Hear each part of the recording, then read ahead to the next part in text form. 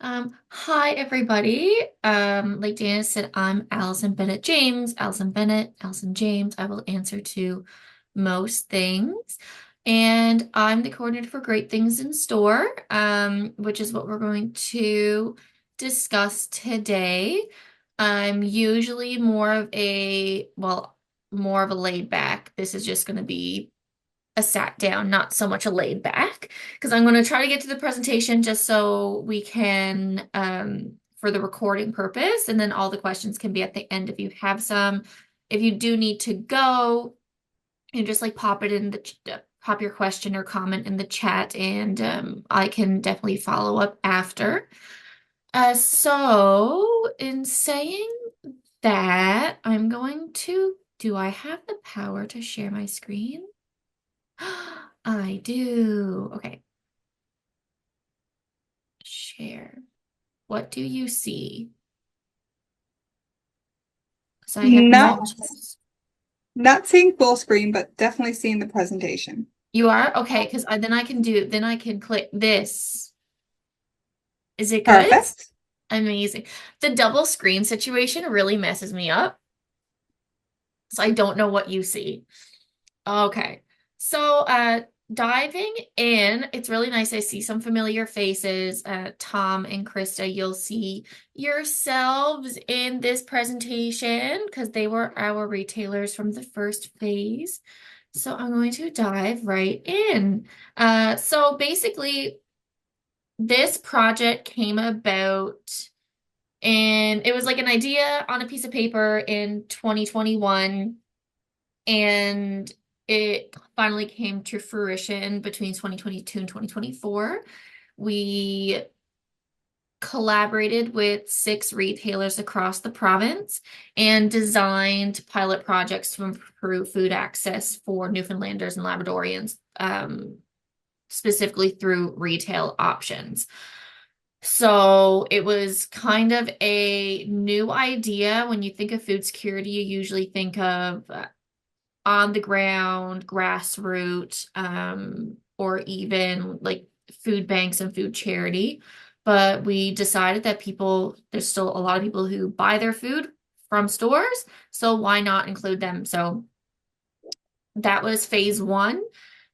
And now we are on to phase two. We finally got the funding to be able to do it, and I am back to work.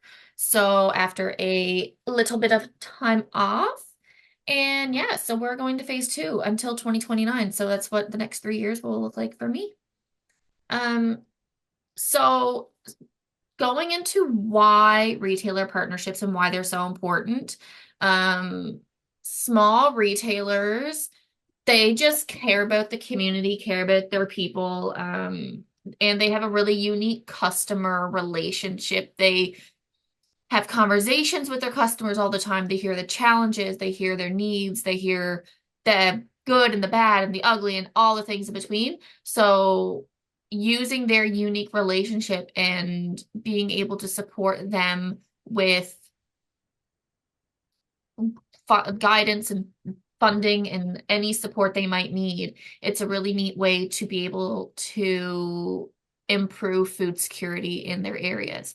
So any stores can basically apply. It's anything from convenience stores, farm stands, gas stations, actually like a grocery store, co-ops.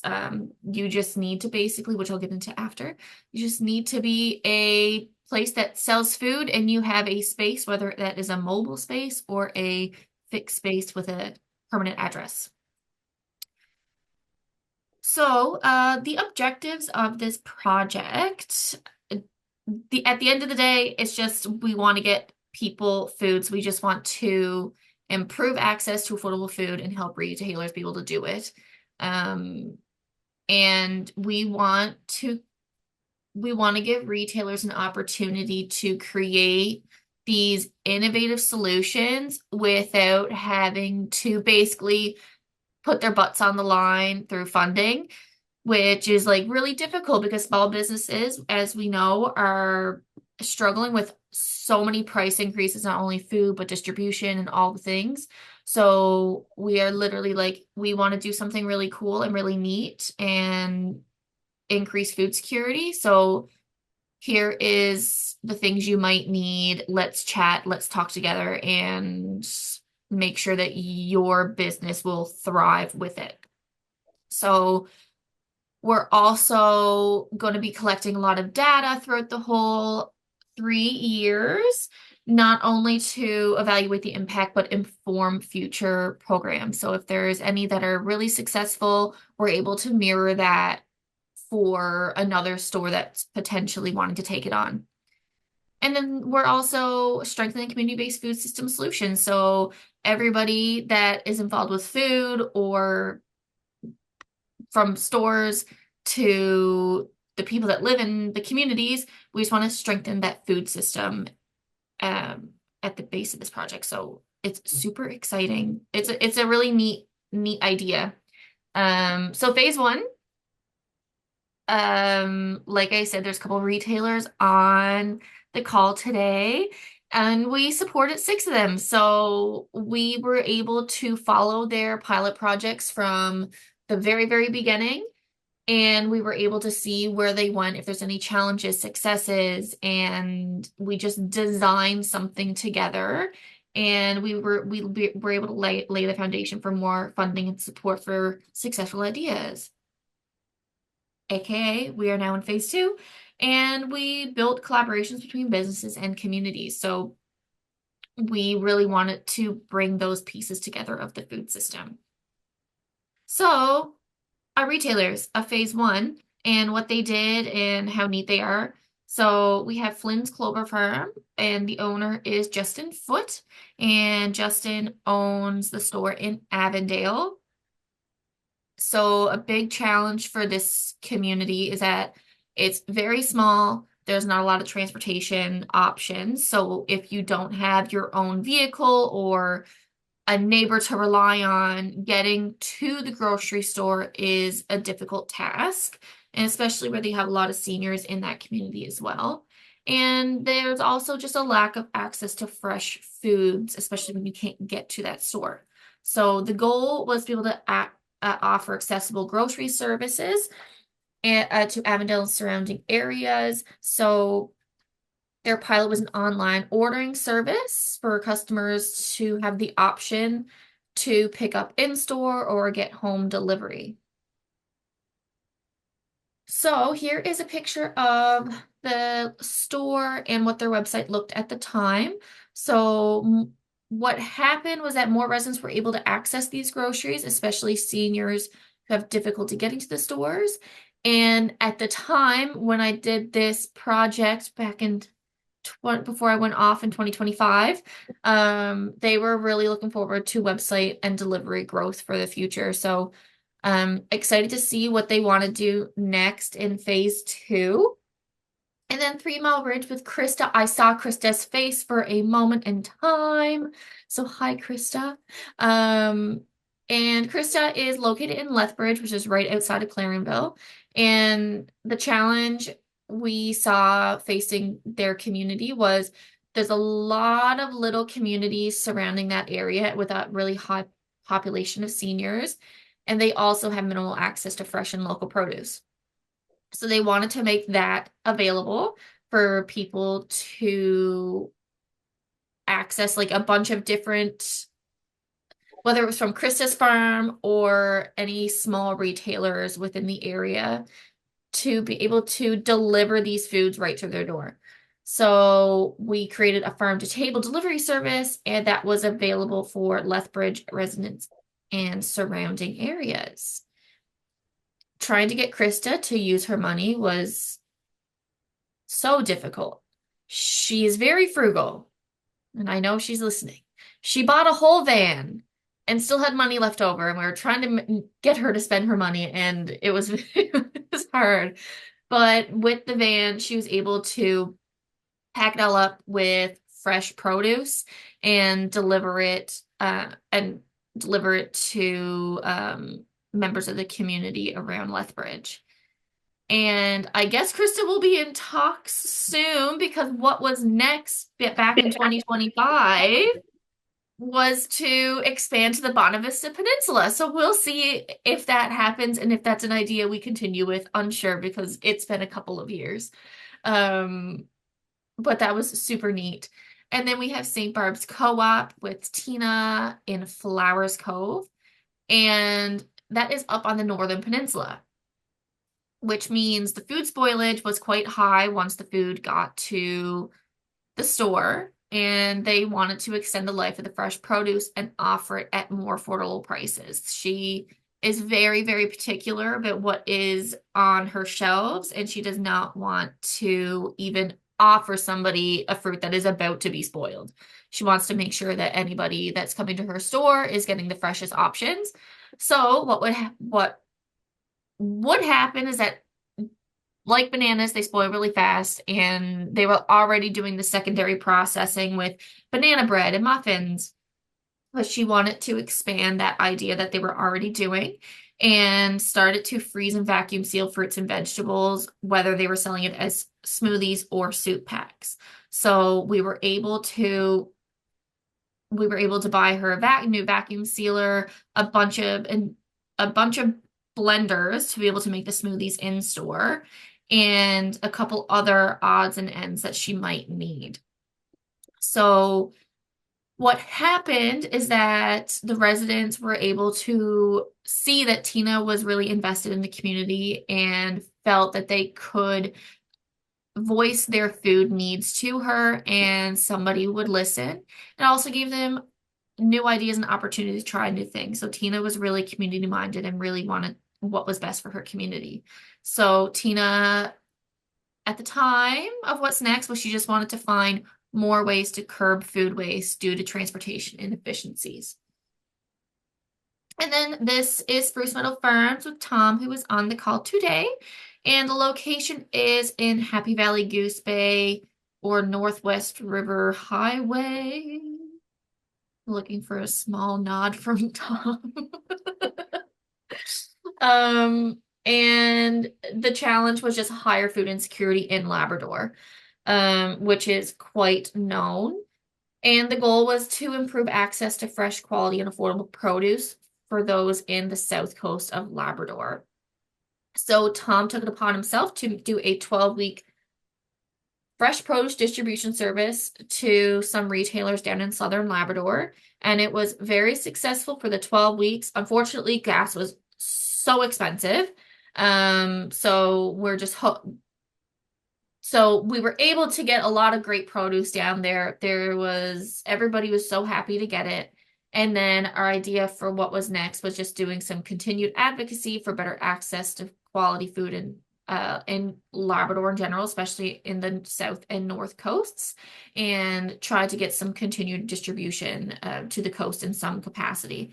Tom is also very particular with the fresh produce he wants to have in his store and to give away. So the food that was making its way down to Labrador for those 12 weeks was probably the best produce. I tasted a lot of the fruits and veggies he had in the store, and they were like immaculate and cheaper than Central Newfoundland, might I add. That's all I'll say. Then we have Ray's K&D Grocer, and the owner is Kim French in Paradise.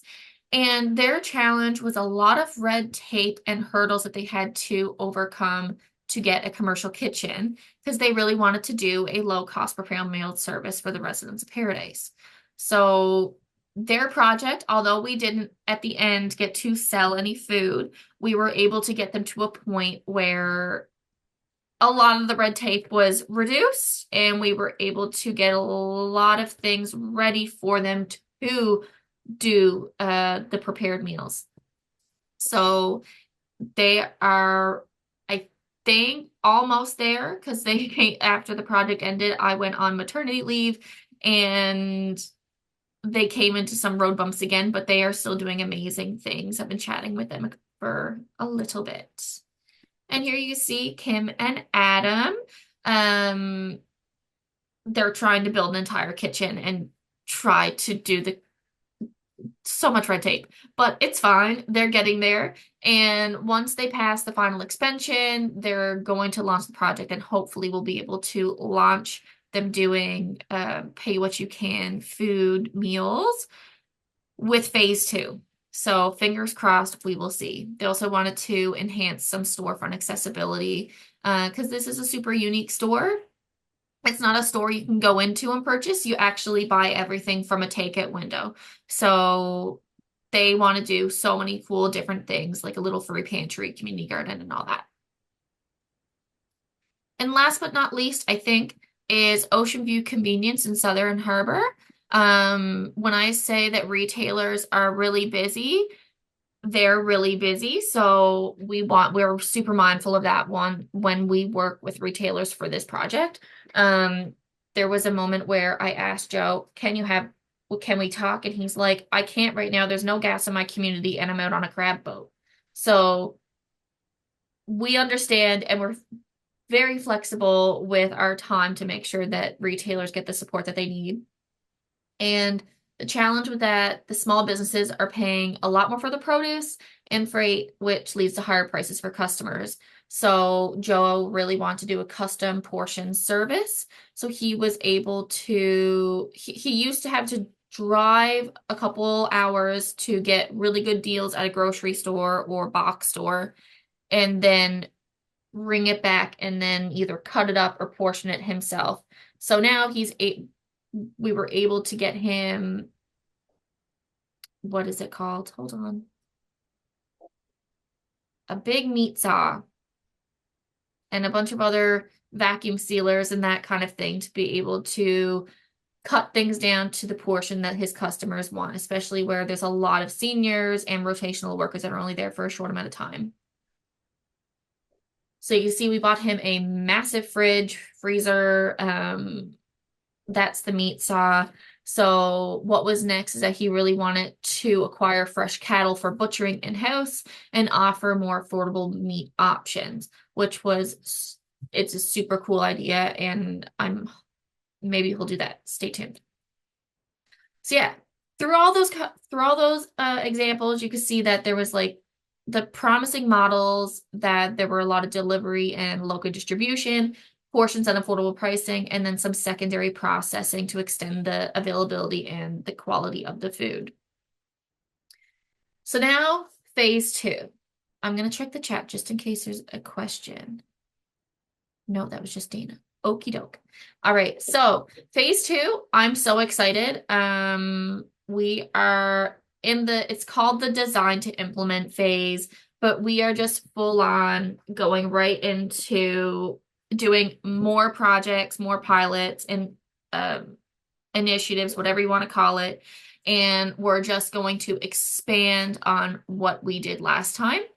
And yeah, we're just hopefully through the process too, going to foster a bunch of discussions on food distribution in the province as well. Hold on. Two screens. Aha. So, the next few slides are mostly about what to expect if you're a retailer, wanting to apply, and those types of things. So, the eligibility requirements, I'm calling them requirements-ish, because if you don't tick off every single box, but you have an amazing application, we're still going to consider it. So the requirements-ish are that you're located in rural Newfoundland and Labrador. You're locally owned and operated, so we're not looking for a large box store, anything from like Loblaws or Sobeys. Like it has to be your own store, but that doesn't include like the Clover Farms or the value grocers and stuff like that. So you can still be part of a smaller corporation, I guess, but just not a large box store. Um, you do have to be a business already. That is one thing. So it's not new businesses that haven't started yet. So you need to be a business. And we are looking for people who are collaborative and super community driven. You can commit long term and you have an online presence. Basically, I just want to be able to email you is my big requirement. because getting retailers on the phone I know is very difficult. So I want to make sure I can just send you an email and you can answer it whenever you can.